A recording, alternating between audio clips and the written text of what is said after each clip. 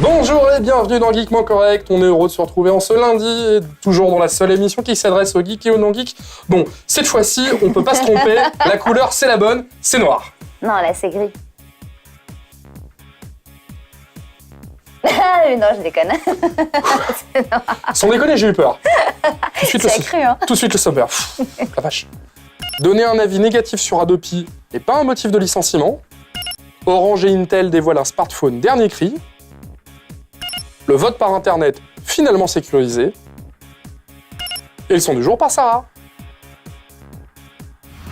Ça y est, on vient de l'apprendre, vous avez le droit, vous aussi dans votre entreprise, de critiquer ouvertement Adopi. Ah, bonne nouvelle. On a le droit. Bon, pourquoi je vous parle de ça? C'est tout simplement parce que il y a quelques temps, un employé de TF1 qui s'appelle, si je ne m'abuse, donc Jérôme Bourreau-Guggenheim, donc à l'époque où la loi était en train d'être pas votée, mais discutée, ce charmant employé de chez TF1, donc TF1 partie numérique, donc partie digitale, avait ouvertement critiqué donc Adopi auprès de sa députée, à savoir Françoise de Panafieux, donc il habitait visiblement dans le 17e. Ce qui s'est passé, c'est qu'à réception de ce courriel, Françoise de Panafieux avait en fait un peu transmis la lettre à des gens un peu proches du ministère de la Culture, voilà, et que ce ministère de la Culture, donc sous l'époque de Albanel, vous voyez, ça remonte à quelques temps, avait envoyé en fait cette lettre au patron de TF1, en disant « Tu pourrais quand même les museler, tes petits gars !» D'accord, ok. Voilà, on sait pas tout à fait ça la lettre, mais en gros c'était ça. En gros, bon, il y en a un qui n'est pas d'accord avec la politique. Alors, l'argument, évidemment, vous vous en doutez si je vous parle de ça, c'est qu'il a été licencié. Tant qu'à faire. Donc voilà, le truc de base, c'est ça. Non, c'est bien la délation en France, dis donc.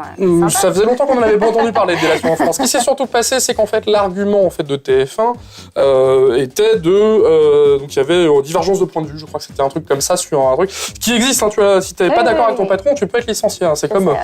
Je répète cette superbe vanne que j'adore, coucher avec la femme de son patron pendant ses heures de bureau, c'est illégal, c'est une faute grave. Enfin bref, tout ça pour dire que donc le fameux Jérôme Bourreau-Guggenheim avait porté plainte au prud'homme et il a gagné. Et TF1 a été condamné à lui verser la modique somme de 27 000 €. Et les prud'hommes ont estimé que le licenciement était sans cause réelle ou sérieuse, ce qui est plutôt une bonne nouvelle. Donc voilà, je pense que TF1 est un peu dans le... Ouais, voilà. Je pense aussi, ouais. Et Adopi, je pense qu'ils n'ont pas forcément envie d'entendre cette... Enfin, sachant que pour le coup, c'est pas Adopi, c'était vraiment au niveau du ministère de la Culture, ça remonte avant la création, mais c'est bon, pas forcément super sympa. Non, on est d'accord. Voilà. Mais arrêtez de télécharger des films, ça allez vous faire des toiles dans tous les cas. C'est trop dangereux maintenant. Oui, en plus, si on ne peut plus dire du mal comme on veut, ça me fatigue d'avance. Où va-t-on? Monde de merde.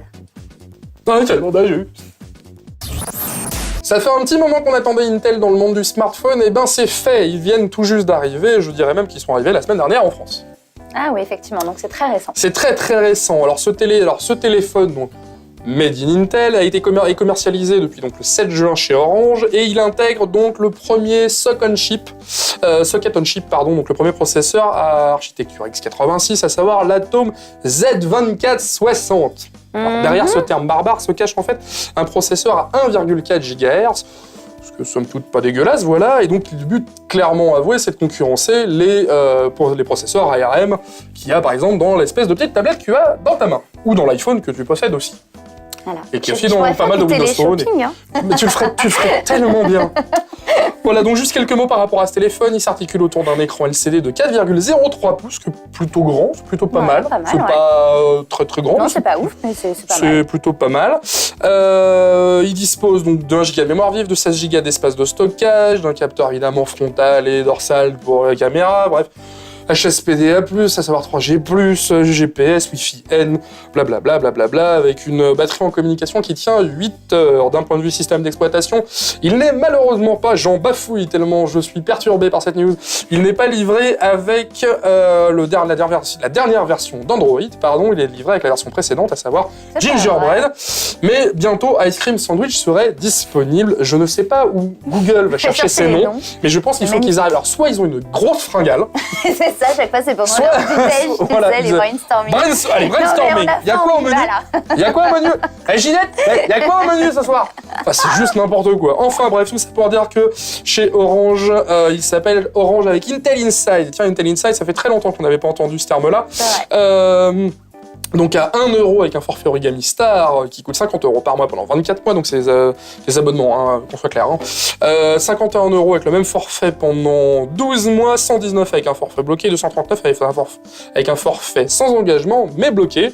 Voilà, bon, ça a l'air d'être un petit téléphone plutôt sympa, il a une bonne bouille, je le trouve pas forcément exceptionnellement beau, mais voilà, tiens regarde. Ouais, ça va. Ça me rappelle... Rien d'exceptionnel, mais bon, il passe quoi. Voilà, 117 grammes. Il est pas moche, donc c'est déjà ça. Si vous avez eu l'occasion de le tester, parce que moi je n'ai pas encore eu cette occasion-là, même si j'espère très bientôt pouvoir le faire comme le Galaxy 3. Le Galaxy S3, j'ai toujours pas pu tester. Oui, tu nous en avais parlé d'ailleurs. Voilà, tout à fait. N'hésitez pas à nous faire un petit retour d'ici là. Peut-être que j'aimerais plus le tester avec Android 4. Parce que Gingerbread... Non, déjà que j'ai du mal avec Android. C'est plus ice cream sandwich. Voilà, je suis plus ice cream sandwich. Tu vois, je prends ma glace à la vanille et je la mets dans du pain. Tout de suite, la suite. Une petite news rapide, je vous en parlais la semaine dernière, je vous parlais du vote pour les expatriés français. Oui, c'est vrai, on en parlait. Voilà, pour lire nos charmants députés, n'est-ce pas, avec cette superbe vanne que j'avais faite, que je ne referai pas. Non, pas la peine. Voilà, c'est pas la peine, je pense qu'une fois ça suffit. Tout ça pour dire qu'évidemment, le ministère des Affaires étrangères a réagi évidemment au regard du nombre de personnes qui avaient relayé l'info ou qui avaient dit que le système n'était pas forcément super sécurisé. Et la réponse est, par le Quai d'Orsay, est que le système de vote remplit toutes les obligations au regard de la Constitution. Voilà. Ça, c'est de l'information. Ça, c'est un bon message gouvernemental. Voilà, alors le message complet, c'est de nombreuses informations sur les questions techniques ont circulé.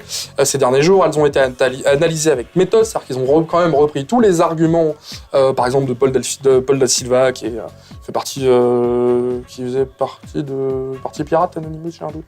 Anonymous avoué, je sais plus. Paul, si tu nous regardes, me frappe pas, c'est pas grave. Donc voilà, donc ils ont en fait pris toutes les critiques et attaques, ils ont vérifié que par la loi, c'était raccord, et visiblement, c'est raccord. Alors après, ça ne veut pas dire qu'il n'y a plus de failles, je pense qu'ils sont toujours en train de travailler là-dessus. Ouais, ça, c'est mon avis. Mais donc voilà, c'était une petite news, voilà, enfin dans tous les cas. Petite update, dans tous les cas, je persiste signe si vous avez la possibilité de voter en ambassade, en consulat, ou même si par procuration, peut-être avec vos parents, ou votre femme, ou votre frère, etc. N'hésitez pas, s'il y a le moindre doute, ou si vous avez le moindre doute, de toute façon, reste le bon vieux papier. Voilà, que vous mettez dans l'urne. Et surtout, n'oubliez pas d'aller voter dimanche prochain, c'est le 2e tour des élections. Oui, le plus important. Et pour ce premier son du jour de la semaine, Mademoiselle Sarah, c'est bon. Arrobase Black Tiger. Oui, c'est ça, arrobase. Arrobase Black Tiger. J'ai l'impression d'être en cours, tu sais, arrobase. Voilà. Tu vas nous parler de quoi? Alors, je vous préviens, cette semaine, ça va être hyper girly. Je peux parler que de femmes. Bah ouais, voilà, j'ai décidé. Alors attends, tu vas parler que de femmes, de groupe pour les femmes ou que de nanas qui chantent? Non, que de nanas qui chantent. Voilà. Ça peut être pas mal. Bah écoute, est-ce qu'elles sont physiquement intelligentes? Elles sont plutôt très jolies. Alors bizarrement, c'est toutes des brunes. J'ai pas fait exprès. C'est toutes des brunes. Ouais. Après, ceux qui aiment les blondes, tu vois mon regard pervers ou pas là? Vous regarderez pas cette semaine, vous regarderez plus tard. Non, que des brunes. Bon, c'est mignon une brune. Oui, bon, toi, t'es rose. À l'origine, t'es brune quand même. Hein. Non, à l'origine, je suis blonde. De vrai, je suis blonde.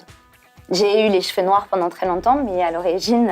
Je ne l'ai jamais connue blonde, je découvre avec vous. Non, ça risque pas, je te rassure. Non. Ah ouais? Non. Je t'aimais bien en brune, mais c'était très bien en rose. Ça reviendra, t'inquiète pas. Vas-y, après toi. Si tu nous parles de gonzesse, je te donne l'autorisation d'y aller. Je vais vous parler de Regina Spektor, qui est une chanteuse, auteure et pianiste anti-folk, indie rock, baroque pop. Avec un nom pareil, on pourrait croire qu'elle est actrice porno aussi. Absolument pas. Spektor, non, absolument pas du tout. Cette demoiselle est née le 18 février 1980 à Moscou. C'est une petite Russe. Et en fait, ses parents ont été réfugiés politiques et sont venus s'installer à New York quand elle avait 9 ans. Donc c'est pour ça que la demoiselle chante en anglais maintenant. Parce qu'elle a passé... c'est slave, fantasme russe... Okay, ça va, j'ai perdu Ravana. Brune, blonde, rousse, ce que vous voulez, mais... J'ai faim. Faut que j'aille voir ma femme, dépêche-toi. Voilà, vas-y, continue de fantasmer, je continue. C'est grâce à son 4e album Beginning to Hope et particulièrement à son titre Fidelity qu'elle acquiert la plus grande la plus grande notoriété, en tout cas jusqu'à aujourd'hui. C'est comme ça que je l'ai connue, en fait, avec cette chanson qui était passée dans un épisode de Grey's Anatomy. On parlait d'Adopi, tu vois, ça m'a perturbée. C'est raccord. Tu l'as écouté, tu l'as pas téléchargé, attention, non, pour ça clair. Non, je l'ai écouté sur YouTube. Pas notre genre. Hein. Je l'ai écouté sur YouTube, donc tout va bien. Et sur son site aussi, on peut l'écouter sur son site. Et donc voilà, elle a apparu dans pas mal de séries, comme Criminal Minds, Brothers and Sisters, 90210. On peut même entendre une de ses chansons qui s'appelle The Call à la fin des Chroniques de Narnia, Prince Caspian. C'est sa chanson qui fait toute la fin du film et le générique, et qui est assez sympa d'ailleurs. Et aussi, pour nos amis geeks, peut-être que vous l'avez vu, sa chanson Us a été utilisée pour un teaser à l'époque, alors je vous parle de ça il y a super longtemps, pour un teaser de Microsoft pour le Zune. Oh, pour Zune. Super lecteur MP3 que personne n'a eu en France, c'est un vrai qui n'est jamais sorti. Et j'ai eu le même que toi, je te rappelle, le 8 Go noir, Hello noir from Seattle, quoi. Ouais, moi j'ai pas eu cette chance-là, mais effectivement. C'était derrière, c'est marqué. Ah oui, exact. J'aimais bien ce lecteur MP3, moi. Enfin bon, c'est un autre débat. Non, franchement, il était pas mal, mais un peu lourd, mais pas mal. Donc bref. Je te rappelle que l'iPod à l'époque était aussi lourd. Oui, mais là, il était épais quand même. Le Zune, c'était épais comme ça. Ouais, mais il était plus smart. On va pas recommencer notre guerre avec Microsoft contre Apple. Non, pour une fois, en plus, c'est moi qui défends Microsoft. Oui, c'est vrai. Merde. Bref, donc c'était continuons sur Regina. Donc la petite particularité de cette demoiselle, c'est que donc évidemment elle chante en anglais, mais également elle chante parfois, elle met des petits mots en français, en russe, même en latin. Donc voilà, c'est assez rigolo. Et aujourd'hui, elle revient avec son 6e album qui est What We Saw from the Cheap Seats, qui est sorti le 28 mai. Et je vous propose tout de suite d'écouter son second extrait qui s'appelle Don't Leave Me, ne me quitte pas.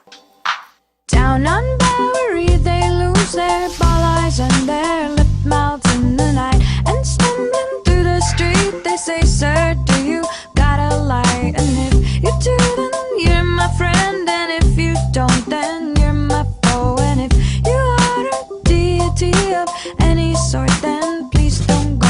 Ne me quitte pas, mon cher, ne me quitte pas. Ne me quitte pas, mon cher.